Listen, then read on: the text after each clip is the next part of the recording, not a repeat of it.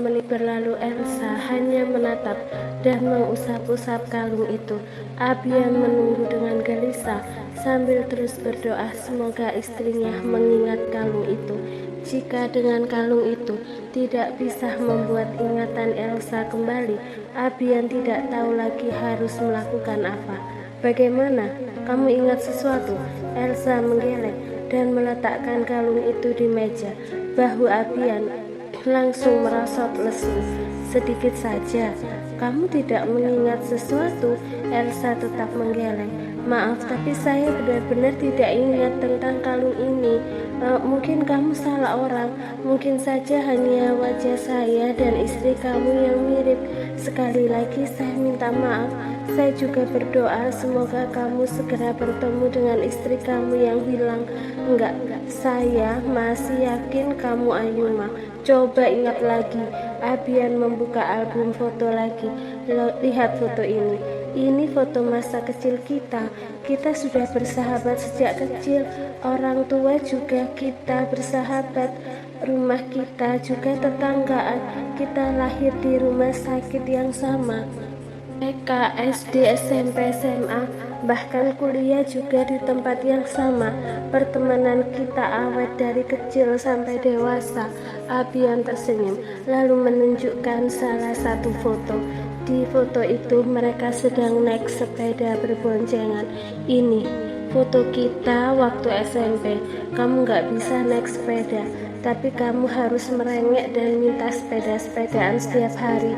Kalau aku menolak, kamu pasti ngambek, terus mogok bicara berhari-hari. Lalu aku menyesal dan minta maaf. Sejak saat itu aku gak pernah menolak ajakan kamu sepeda-sepedaan. Aku gak suka kamu mendiamkanku. Aku lebih suka mendengar kamu marah-marah dan berceloteh ini itu. Yang penting kamu tidak mogok bicara.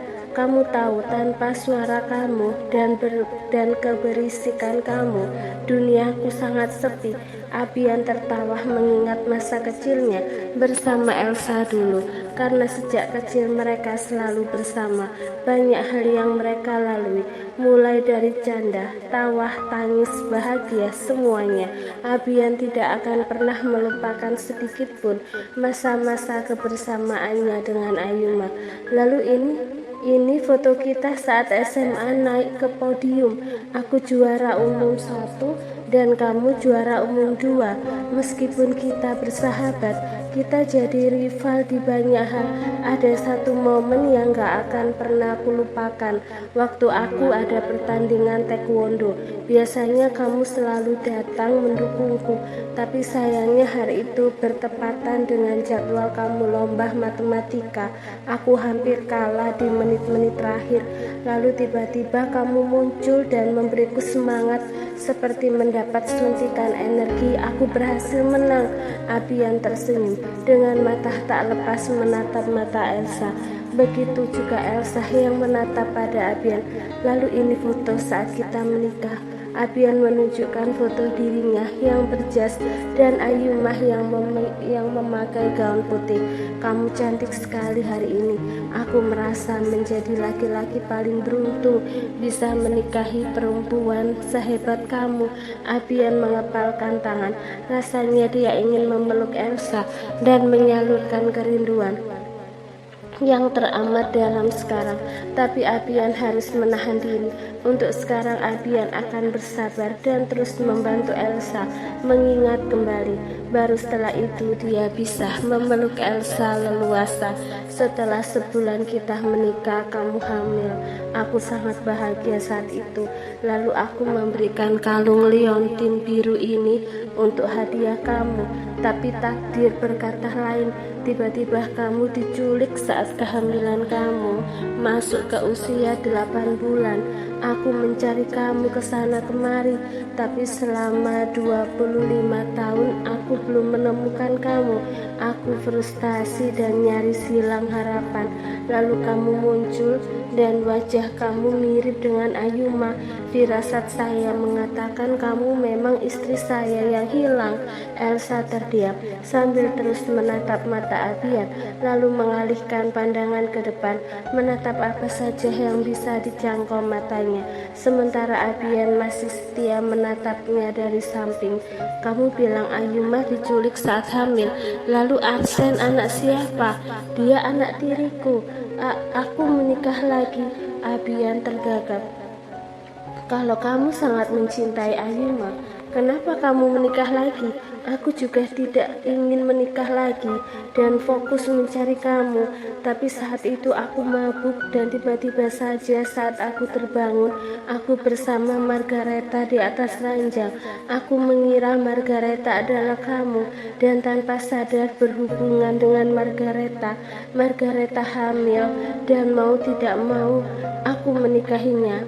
Margareta juga sahabat kamu. Aku, kamu, dan Margareta sudah berteman sejak kecil juga. Sayang sekali di album foto ini tidak ada foto Margareta. Atau kalau kamu mau, kita bertiga bisa bertemu. Dengan begitu mungkin ingatan kamu akan kembali lagi. Elsa mengalihkan pandangan pada Abian. Saya rasa sudah cukup. Saya tidak ingin berbicara lagi dengan kamu. Elsa berdiri dan melangkah melewati kursi Abian. Abian juga ikut berdiri dan menahan tangan Elsa. Pandangan mata Abian menyusuri wajah Elsa dari samping. Kenapa kamu tidak memberikan kesempatan untuk diri kamu sendiri untuk mengingat masa lalu kamu seperti apa? Apa kamu tidak ingin kembali ke keluarga kamu, keluarga besar kamu, keluarga Barak? Mereka sangat merindukan kamu. Sebagian besar keluarga kamu pindah ke Singapura. Aku akan menghubungi mereka dan meminta mereka ke sini. Mungkin dengan pertemuan kamu dengan keluarga kamu, ingatan kamu terpancing dan bisa pulih lagi. Elsa menoleh dengan sorot mata tak suka, lalu menyentak tangan Abian sehingga genggaman tangan Abian terlepas dari tangannya. Saya bilang cukup. Sekali lagi saya katakan padamu, saya Elsa. Saya bukan Ayuma. Saya juga sudah menikah dan saya sangat mencintai mendiang suami saya. Saya sudah bahagia dengan kehidupan saya sekarang. Tolong jangan ganggu saya lagi dan pergi sejauh mungkin. Tapi saya akan coba berdoa semoga kamu segera menemukan istri kamu yang hilang. Elsa memutus kontak mata dan masuk ke dalam rumah. Tak lupa Elsa mengunci agar Abian tidak menerobos masuk. Elsa hendak melangkah pergi, tapi tertahan mendengar suara Abian. Saya masih yakin kamu Ayuma. Tolong berikan saya kesempatan untuk membuat ingatan kamu kembali lagi. Elsa masih diam di balik pintu dan mendengarkan kata demi kata yang diucapkan Abian. Saya sangat merindukan kamu dan ingin kamu kembali lagi pada saya Ayuma. Kalau kamu tidak percaya, kamu adalah istri saya. Coba cek di belakang punggung kamu. Ada tanda lahir kamu di sana Ayuma. Terdengar suara gedoran pintu. Kenapa kamu keras kepala sekali Abian?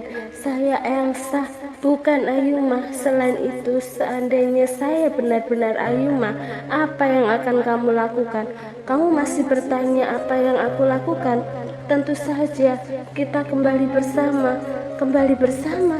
Lalu istri kamu yang bernama Margareta itu? Abian terdiam. Apa kamu akan menceraikannya? Tanya Ayuma. Karena sudah hampir 5 menit Abian tak kunjung menjawab. Tidak, aku tidak akan menceraikan Margareta. Kita bisa tinggal bertiga. Tidak mungkin juga aku menceraikan Margareta. Bagaimanapun juga dia sudah menemaniku selama bertahun-tahun. Elsa tertawa. Aku bukan Ayuma, tapi jika aku ada di posisi Ayuma, aku tidak akan sudi kembali lagi padamu Abian. Kamu sangat egois. Kamu menginginkan Ayuma, tapi kamu juga tidak bisa meninggalkan Margareta. Untung saja aku bukan Ayuma. Sekarang aku malah kasihan dengan Ayuma memiliki suami seperti kamu. Elsa mencedah kalimatnya sejenak. Sebaiknya kamu pergi sekarang. Aku tidak akan pergi sebelum kamu mau bicara denganku lagi. Silakan saja kalau kamu ingin menunggu di luar. Sore nanti Vernon akan pulang dan jika melihat kamu ada di sini, jangan salahkan Vernon jika Vernon menghajar kamu. Aku tetap tidak akan pergi. Meskipun putramu menghajarku, aku hanya ingin kesempatan dari kamu, Ayuma. Berikan aku kesempatan untuk membuat kamu mengingat kembali. Elsa tak mau menanggapi. Dia ingin pergi tapi tiba-tiba. Atau jangan-jangan kamu sudah ingat dan pura-pura tidak ingat. Elsa berkecil. Kalau saya Ayuma, dengan semua cerita kamu tadi, saya pasti langsung mengusir kamu tanpa mau melihat wajah kamu. Katanya sangat mencintai istri pertama, tapi tidak mau kehilangan istri kedua. Tidak punya pendirian.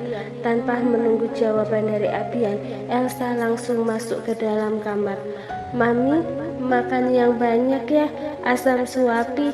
Sebenarnya Savannah tidak nafsu makan, tapi Savannah juga membuat putranya sedih karena penolakannya.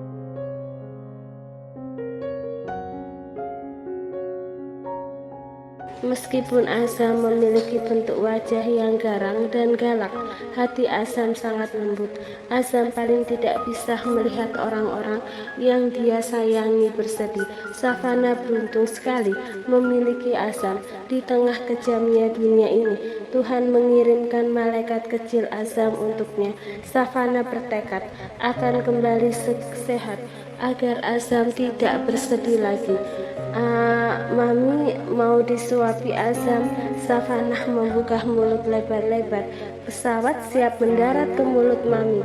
Azam meliuk-liukkan sendok dan mengarahkan sendok ke mulutnya maminya. Savannah membuat suara lucu saat melahap sendok Azam. Azam tertawa lalu refleks memeluk maminya dari samping. Sambil menunggu maminya selesai mengunyah, Azam terus memeluknya. Sekarang Savannah masih duduk di ranjang, sedangkan Azam duduk di sampingnya dan memangku mangkok berisi bubur. Sudah habis Mami? Azam suapi lagi ya? Savannah mengangguk dan Azam pun menyuapinya lagi. Di tengah-tengah momen manis itu, seseorang masuk ke dalam kamar. Siapa lagi kalau bukan Dario? Dario datang membawa nampan berisi buah-buahan sambil menghampiri ranjang istrinya. Pandangan Dario tertuju pada mangkok di pangkuan Azam. Tadi mangkok itu berisi penuh bubur, sekarang tinggal setengah. Cemburu, Dario cemburu dengan putranya sendiri. Sejak tadi pagi Dario membujuk Savannah untuk makan, tapi Savannah menolak dengan keras. Tapi saat Azam membujuknya, Savannah langsung lahap makan. Mami belepotan. Azam mengambil tisu dan mengusap sudut bibir maminya. Sini Dedi aja. Dario merebut tisu dari tangan putranya dan lanjut mengusap bibir Savannah. Dedi, Azam melotot kesal. Apa? Kamu suapi Mami aja. Dedi yang bagian membersihkan sisa makanan. Azam berdecak kesal. Azam tak suka Dedinya kembali ke kamar ini. Azam hanya ingin berdua dengan Mami dan melepas rindu. Keberadaan Dedinya di sini hanya mengganggunya. Lihat saja, belum ada 10 menit Dario di sini sudah membuat Azam kesal dan merecoki Azam. Saat Azam ingin perhatian pada maminya. Ayo Mami, buka mulutnya, ini suapan terakhir. Azam mengarahkan sendok ke mulut Savannah.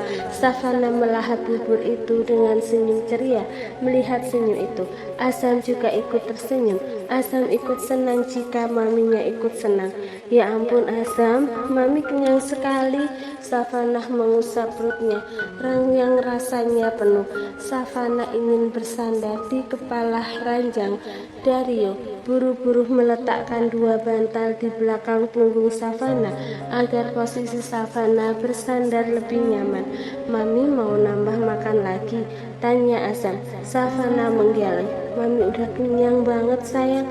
"Makasih ya Azam udah mau suapin Mami." "Sama-sama Mami." Azam meletakkan mangkok di pangkuan Dario, lalu merapatkan tubuhnya pada Savana dan memeluknya. Savana tersenyum, melingkarkan tangan di lengan Azam, di lengan Savana, lalu mencium pipinya dengan gemas.